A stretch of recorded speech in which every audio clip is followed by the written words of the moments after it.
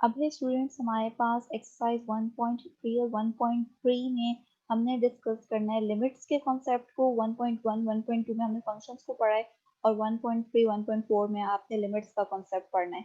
तो पहले लिमिट की डेफिनेशन देख लेते हैं। लिमिट ऑफ अ फंक्शन की डेफिनेशन क्या है? If x approaches a from both left and right side of a, then f of x approaches a specific number l.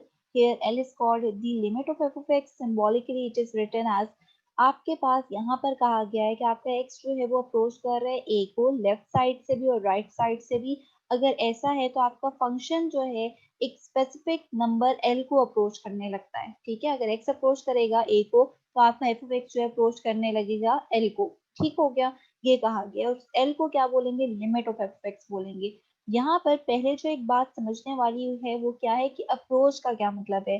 अगर आपको कहा गया है कि आपका एक्स जो है वो अप्रोच कर रहा है ए को, अप्रोच को लिखने का तरीका क्या होता है कि आपने एक्स लिखा, एरो हेड लगाया, अप्रोच किसको कर रहा है यहाँ पर ए को, तो आगे क्या लिख दिया ए। तो मतलब अप्रोच को एरो हेड के साथ डिनोट करवाया जाता है, पहली बात। दूसरी बात ये है कि अप्रोच का मतलब ये होता है कि अगर एक्स अप्रोच कर रहा है ए को तो इट मीन्स कि एक्स जो है वो बहुत पास है ए के, बहुत क्लोज है ए के, लेकिन जो है वो डिफरेंट है ए से। ठीक है, तो आपके पास जो एक्स जो है वो बहुत पास होना चाहिए ए के, बहुत नियर, बहुत क्लोज होना चाहिए ए के, लेकिन आपके पास जो है वो डिफरेंट होना चाहिए ए के। मतलब जो एक्स इक्वल टू ए तक नहीं जा सकता, वो बहुत पास पहुंच जाएगा लेकिन वो जो है डिफरेंट ही रहेगा ए से। तो आपके पास जो एक्स अप्रोचेस टू ए का मतलब ये है, और एक्स इक्वल टू ए का मतलब ये होता है कि एक्स जो है वो किसके इक्वल है? ए के इक्वल है। तो ये आपके पास दोनों जो है बिल्कुल डिफरेंट टर्म्स हैं। अब आपके पास जो पहली ऊपर वाली टर्म है उसमें आपके पास हम क्या बता रहे हैं कि x जो है वो बहुत क्लोज है, बहुत पास है ए के, लेकिन वो जो है डिफरेंट है ए से। ठीक है, वो a नहीं है, वो डिफरेंट है a से। लेकिन x इक्वल टू a का क्या मतलब है कि x जो है वो किसके इक्वल है? वो बिल्कुल बराबर है a के, वो बिल्कुल इक्वल है a के। तो आपके पास जो है x लिखे उस वाले केस में या a लिखे, बात एक ही x इक्वल टू a में। लेकिन x अप्रोचेस टू a में मैं ये नहीं कर सकती कि x लिखूं या a लिखूं, वो बात एक नहीं होगी, वो बिल्कुल डिफरेंट चीज है। तो हमारे पास ये दोनों बातों में डिफरेंस है। तो अब वही वाली बात मैंने ऊपर बताई है कि आपके पास जो है अगर आपका एक्स जो है वो अप्रोच कर रहा होगा ए को लेफ्ट साइड से भी राइट साइड से भी, तो आपका फंक्शन जो है वो आहिस्ता आहिस्ता एक नंबर के बहुत पास पहुंच जाएगा, बहुत क्लोज पहुंच जाएगा। उस नंबर को क्या बोल रही हूँ मैं? एल का नाम दे रही हूँ, और उस एल को क्या बोलते हैं? Limit of f of x बोला जाता है। तो आपके पास उस limit of f of x को लिखने का तरीका क्या है? आपके पास उसे लिखने का तरीका ये है कि आपने लिखा एल आई एम, लिमिट। ठीक है, लिमिट की शॉर्ट फॉर्म है एल आई एम। नहीं, नीचे आपने इसके सबस्क्रिप्ट में क्या लिख दिया? एक्स अप्रोच कर रहा है ए को, तो आपके पास नीचे लिखा गया एक्स अप्रोच कर रहा है ए को, एक्स इज अप्रोचेस टू ए। तो आपके पास जो आगे क्या लिख दिया? एफ ऑफ एक्स लिख दिया।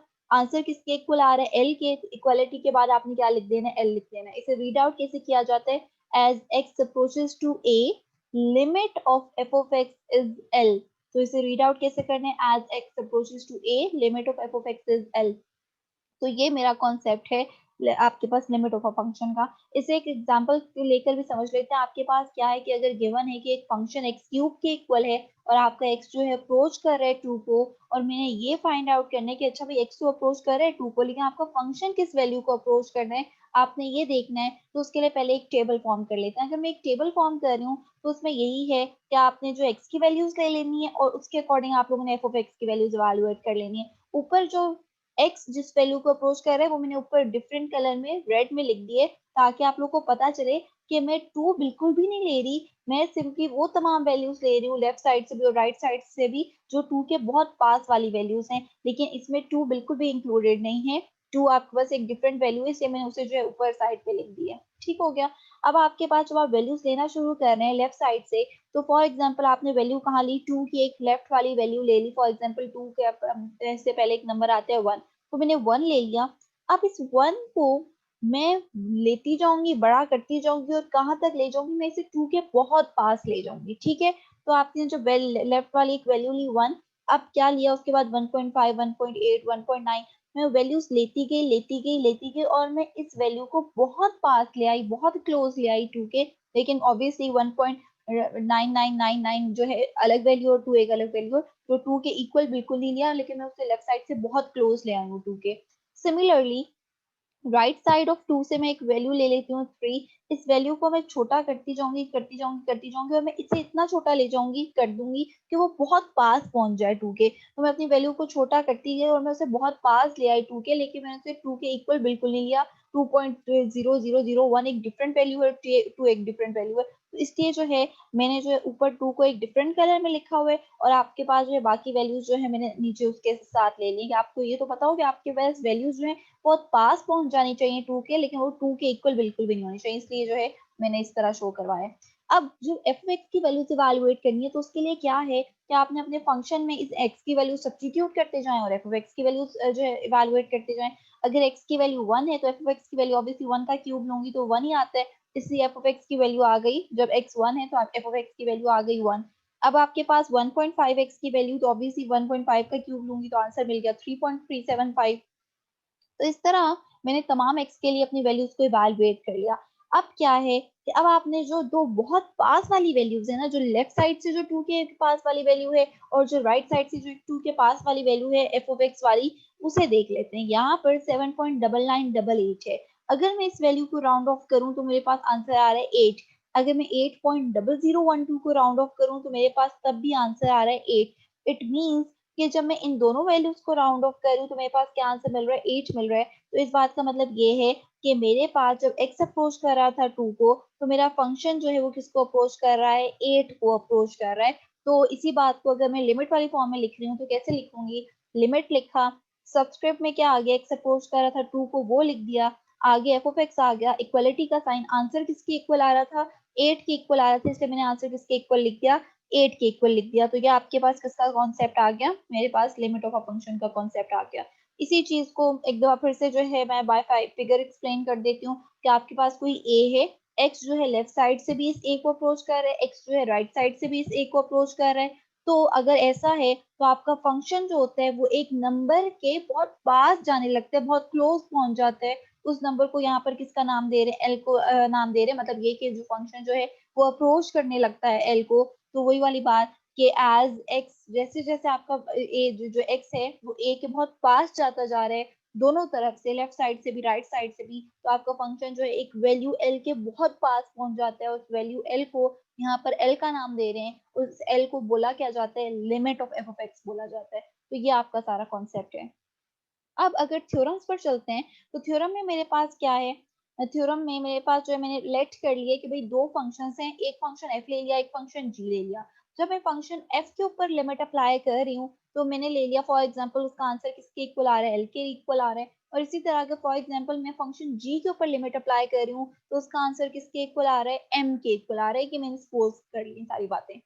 पहला पॉइंट ये है कि अगर आपके पास दो फंक्शंस हैं, ऐड हो रहे हैं, मैं उसके ऊपर लिमिट अप्लाई कर रही हूँ, तो by theorem, by this theorem, ये आपको क्या कह रहा है कि मैं दोनों फंक्शंस के ऊपर सेपरेटली लिमिट अप्लाई करवा सकती हूँ। तो मैंने क्या किया, एफ ऑफ एक्स के ऊपर लिमिट अप्लाई करवाई, बीच में प्लस का साइन, और इसी तरह मैंने जी ऑफ एक्स के ऊपर लिमिट अप्लाई करवाई, दोनों के ऊपर सेपरेटली लिमिट अप्लाई करवाई।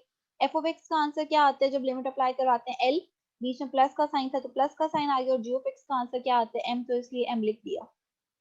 पॉइंट टू हमारे पास क्या है कि अगर दो फंक्शंस आपके पास सब्ट्रैक्ट हो रहे हैं और उसके ऊपर लिमिट अप्लाई करवा रहे हैं, तो ये थ्योरम क्या कह रहा है कि मेरे पास जितने भी फंक्शंस सब्ट्रैक्ट हो रहे हो ब्रैकेट के अंदर, मैं उन सब के ऊपर सेपरेटली लिमिट अप्लाई करवा सकती हूँ। तो मैंने एफ ऑफ एक्स के ऊपर लिमिट अप्लाई करवाई, बीच में माइनस का साइन था इसलिए यहाँ पर माइनस का साइन आ गया।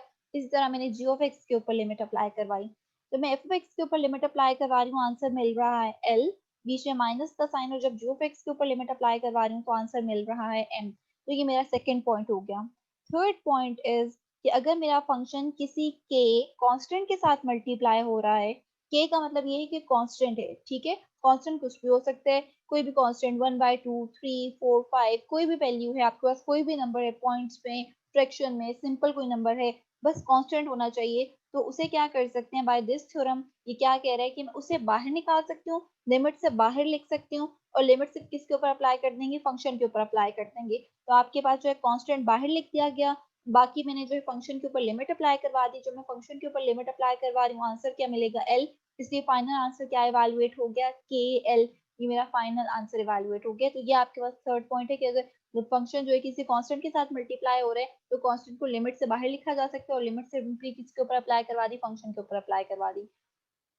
फोर्थ पॉइंट इज, मेरे पास फोर्थ पॉइंट क्या है कि मेरे पास अगर कोई दो फंक्शंस मल्टीप्लाई हो रहे हैं तो मैं क्या करूंगी कि मेरे पास जितने भी फंक्शंस मल्टीप्लाई हो रहे हो मैं सबके ऊपर सेपरेटली लिमिट अप्लाई करवा सकती हूँ। तो मैंने अपने अपने फंक्शन एफ ऑफ एक्स के ऊपर लिमिट अप्लाई करवाई, मल्टीप्लाई बाय मैंने अपने फंक्शन जी ऑफ एक्स के ऊपर लिमिट अप्लाई करवाई। जो फंक्शन एफ ऑफ एक्स के ऊपर लिमिट अप्लाई कर रहे हैं तो आंसर ऑब्वियसली गिवन है कि इसके इक्वल आएगा एल, जी ऑफ एक्स के ऊपर अप्लाई करेंगे एम, दोनों में मल्टीप्लिकेशन हो रही थी इसलिए हमने क्या लिख दिया, that's why we have written LM। तो ये आपके पास आ गया। फिफ्थ पॉइंट इज, अगर कोई फ्रैक्शन मौजूद है और उसके ऊपर लिमिट अप्लाई कर रहे हैं तो बाय दिस थ्योरम मैं उसके न्यूमरेटर के ऊपर सेपरेटली और डिनोमिनेटर के ऊपर सेपरेटली लिमिट अप्लाई करवा सकती हूँ। करवाई, आपके पास क्या है, f x, limit of f x का आंसर है l, limit of g of x का आंसर है एम, इसके आंसर फाइनली क्या इवैल्यूएट हो गया एल बाय एम। तो बस सिंपली ये है कि फ्रैक्शन है तो न्यूमरेटर और डिनोमिनेटर सेपरेटली दोनों के ऊपर सेपरेटली लिमिट अप्लाई करवाई जा सकती है। सिक्स पॉइंट इज, मेरे पास क्या है कि अगर फंक्शन है और फंक्शन के ऊपर पावर मौजूद है, ठीक है, फंक्शन है और सिर्फ फंक्शन के ऊपर पावर मौजूद है, तो बाय दिस थ्योरम मैं क्या कर सकती हूँ कि मैं इस लिमिट को उठा के ब्रैकेट के अंदर अप्लाई करवा सकती हूँ। ठीक है, तो मैं जब इस लिमिट को उठा के ब्रैकेट के अंदर ले जाऊंगी तो क्या आ जाएगा कि आपके पास आ गया लिमिट ऑफ एफ एक्स और होल पावर क्या आ गई, एन आ गई। तो आपके पास कहने का मतलब ये कि अगर सिंपली फंक्शन के ऊपर पावर आ रही है और उसके ऊपर बाहर लिमिट लिखा हुआ है तो इट मीन्स कि आप जो है क्या करवा सकते हैं, फंक्शन के ऊपर लिमिट अप्लाई करवाई और जो पावर सिर्फ फंक्शन के ऊपर अप्लाई हो रही थी वो आपने होल पावर करके अप्लाई करवा दी, तो बात एक ही है। ठीक है, तो अब आपके पास क्या है कि जब मैं obviously limit of f of x का आंसर है एल, एल के ऊपर पावर अप्लाई की तो आपके पास क्या आंसर मिल गया, एन इवैल्यूएट हो गया। अब मेरे पास यहाँ पर क्या है कि वही वाली बात है कि आपके पास ये 6 पॉइंट्स है और इन्हीं 6 पॉइंट्स को आगे जाके जो है मैं यूटिलाइज करूंगी अपनी जो है अपने क्वेश्चन नंबर 1 में। नंबर 1 में मेरे पास क्या गिवन है, evaluate each limit by using theorems of limits. मैंने जो यहाँ पे थ्योरम्स ऑफ लिमिट्स को यूज करके जो अपने लिमिट्स को फाइंड आउट करना है। तो यहाँ पर पार्ट 1 में क्या गिवन है, 2x+4 और जो मैंने इसकी लिमिट इवैल्यूएट करनी है, x अप्रोच कर रहा है 3 को। तो वही वाली बात कि अगर आपके पास ज्यादा फंक्शंस ऐड हो रहे होते हैं तो हम क्या सीख कर आए थे कि हम तमाम फंक्शंस के ऊपर सेपरेटली लिमिट अप्लाई करेंगे। तो लिमिट अप्लाई करेंगे तो आपके पास क्या है कि लिमिट मैंने 2x पर भी अप्लाई की और मैंने लिमिट 4 पर भी अप्लाई की, ठीक हो गया। अब यहाँ पर x के साथ एक कांस्टेंट 2 मौजूद है, तो वही थ्योरम्स ऑफ लिमिट्स का जब हम अपने डिफरेंट थ्योरम सीख कर आए थे तो हमने क्या सीखा था कि अगर आपके पास वेरिएबल के साथ कोई कांस्टेंट मौजूद है तो मैं उस कांस्टेंट को अपनी लिमिट से बाहर लिख दूंगी। तो वही वाला काम किया, 2 को बाहर लिखा, लिमिट ऑफ एक्स प्लस का साइन आ गया और लिमिट ऑब्वियसली 4 के ऊपर अप्लाई करेंगे, कांस्टेंट के ऊपर लिमिट अप्लाई करेंगे तो 4 एज इट इज आपके पास नीचे आ गया।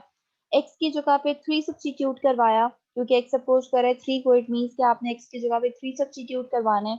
सब्स्टिट्यूट करवाया, सिंप्लीफिकेशन की और अपना आंसर इवैल्यूएट कर लिया। तो बड़ा आपके पास सिंपल सा सवाल है कि आपने थ्योरम्स ऑफ लिमिट्स को अप्लाई किया, जब हो गए तो आपने अपनी लिमिट जहां पर आपका एक्स अगर 3 को अप्रोच कर रहा है, इट मींस कि आपने एक्स की जगह पे 3 सब्स्टिट्यूट करना है, सब्स्टिट्यूट किया, सिंप्लीफिकेशन करके अपने आंसर इवैल्यूएट कर लिए।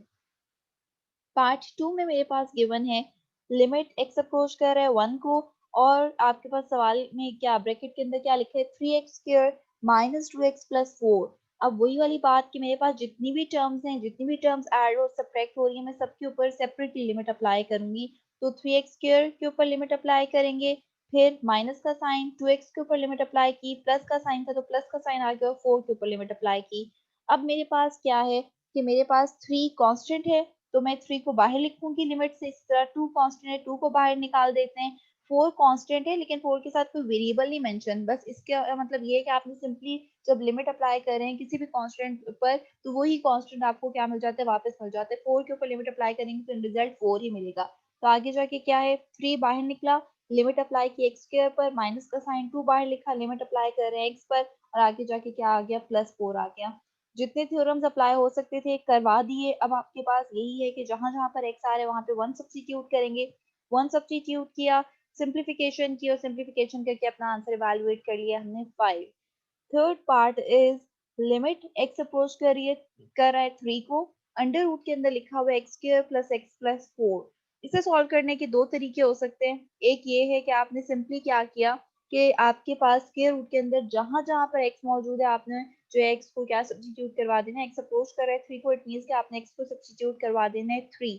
तो 3 सब्स्टिट्यूट करवाया, 3 का स्क्वायर ऑब्वियसली 9, तो 9 प्लस 3 प्लस 4, जब सारी वैल्यूज को ऐड अप किया तो मेरे पास अंडर रूट के अंदर क्या आ जाएगा 16, 16 का अंडर रूट लेंगे, मुझे पता है 16 इज इक्वल टू 4 का स्क्वायर, तो आपके पास जो है 16 का डायरेक्ट अंडर रूट ले लें बाय यूजिंग कैलकुलेटर, या फिर 16 को लिख दें 4 का square, square under root cancel out करवा दें। इन दोनों केसेस में आपके पास आंसर किसके इक्वल इवैल्यूएट होता है, 4 के इक्वल इवैल्यूएट होता है। अब आपके पास क्या है, आंसर आ गया 4।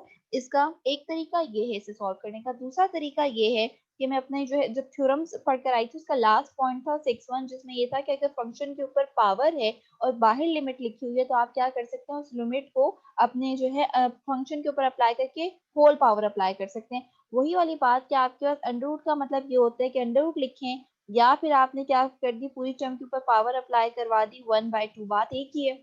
तो यहाँ पर भी वही वाली काम, ये वाला काम हो सकता है कि आपने क्या किया, पावर है ना या अंडर रूट है, तो बात तो एक ही, ये वाला काम हो सकता है कि आप लिमिट को कहाँ ले गए, अपने स्क्वायर रूट के अंदर ले गए, और जो टर्म्स जिस तरह लिखी हुई थी वो एज इट इज लिखेंगे। क्या लिखा हुआ है, एक्स स्क्वायर लिखा हुआ है, एक्स लिखा हुआ है, 4 लिखा हुआ है, ठीक है। और आपने फिर बारी बारी सबके ऊपर सेपरेटली लिमिट अप्लाई करवाई जिस तरह अप्लाई करवाते हैं, और फिर जब लिमिट सेपरेटली सबके ऊपर एक्स स्क्वायर के ऊपर अप्लाई करवाई, एक्स के ऊपर अप्लाई करवाई, 4 के ऊपर अप्लाई करवाई, और उसके बाद यही है कि जहां जहां पर आपके पास एक्स आ रहा होगा वहां पे 3 सब्स्टिट्यूट करवाया और अपना आंसर जो है, जो आप लोगों ने आंसर इवैल्यूएट कर लिया। तो दोनों केसेस में बात एक ही है, आप लोग डायरेक्टली लिमिट इवैल्यूएट करवा लें, या फिर अगर आप लोग बिल्कुल स्टेप बाय स्टेप जो है थ्योरम्स को यूटिलाइज करवाना चाह रहे हैं तो बहुत अच्छी बात है। आपने जो है जिस तरह मैंने बताया कि स्क्वायर रूट के अंदर आप लोगों ने अपनी लिमिट को लिखा, फिर बारी बारी तमाम टर्म्स के ऊपर सेपरेटली लिमिट अप्लाई करवाई, और फिर आपके पास जहां जहां पर एक्स आ रहा है वहां पे 3 सब्स्टिट्यूट करवाया, और फाइनली अपना आंसर इवैल्यूएट कर दिया।